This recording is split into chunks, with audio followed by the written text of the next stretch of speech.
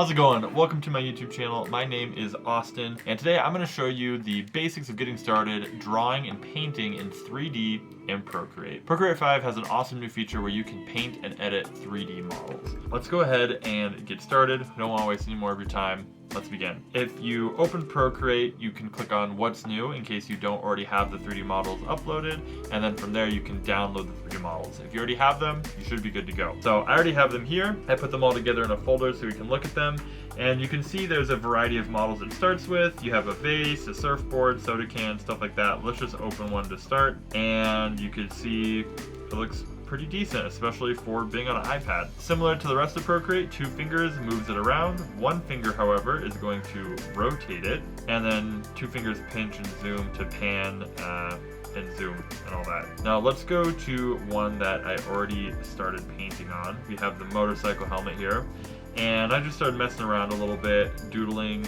drawing some stuff on here, some koi fish, a tiger, changing some of the colors. Like I said, this is just going to cover the basics and the fundamentals, but it should be more than enough to get you started. If we come over here to our layers, we can see that there's quite a bit going on, and it can look a little bit confusing at first. So here's what we're looking at here. Each item or object in this 3D model is going to be on its separate layer. So for example, the hinges, you can see on the side of the helmet, we can turn those on and off individually so that we can't see them. This means that when we're painting, they won't be in our way and we can just keep painting underneath them, and then when we're ready, we can turn them back on. Same with like these straps on the bottom, we can turn those on and off. Padding we can turn on and off, and then even things like the visor itself, so we can see what we're doing, the whole helmet, or this stripe on top. Okay, so we can turn each of those off individually. Now when we want to paint on something, what we're going to do is click on a layer. Let's say we want to paint just the helmet. Alright, you can see I have a bunch of different layers here, including the alpha texture down here. Each of those, like I said, they can be flipped on and off, just like you would in a normal layer. You can create a new one and then just start painting on it. So let's do that. Let's go ahead and underneath our layer here, we're going to create a new one, and we're going to start drawing or painting some things somewhere on this image. So once you start painting, it's just going to go right on there.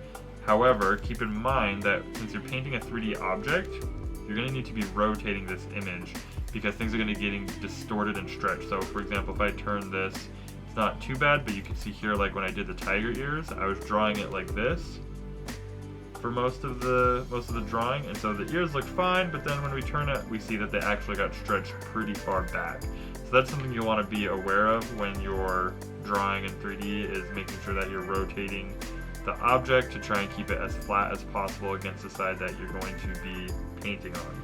If we zoom in here, we can see the texture and how it gets affected. We can see that it seems a little bit more matte than the base yellow. There's a reason for that. We can also see that like the tiger and the fish sort of have like a metallic sheen, while the visor has sort of a glossy sheen. And that's all stuff that we can actually edit in Procreate.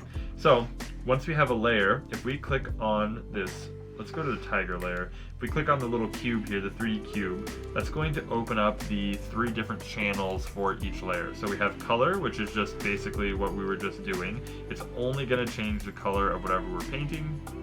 We have roughness, and roughness and metallic are going to work similarly in that that channel doesn't have any color. You're just going to be using any shade between white and black to create your effects. So we see here right now, roughness is just straight gray, but if I come over here and start painting white, okay, it's going to make it more rough. The white makes it more rough. You can see it has pretty much no sheen. It is extremely matte. While if we do the opposite, we paint with black, it's going to increase it to be very smooth. It's going to have much more sheen. The last channel here, metallic, same thing. When we do black, it's going to give us more of sort of like a glossy look. And when we do white, that's where we get this more metallic look, which is what we have on here right now. And you can do anything in between, right? If you do gray, it'll give you basically a gradient in between those 2 textures, between sort of metallic or glossy.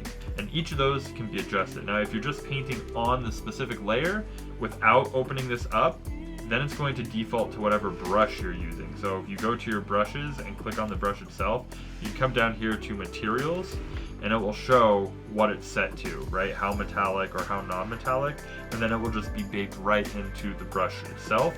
But personally, I think I prefer having the control of just opening these individual sections and controlling it manually, but it's totally up to you.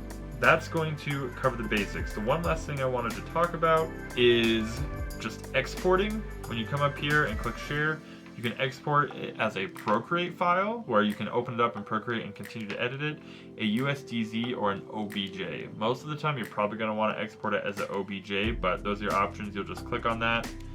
It'll export. It's going to take quite a bit longer than it normally does because it's exporting a 3D object, but if you're on the M1 iPad like I am, it goes still pretty fast considering what it's doing.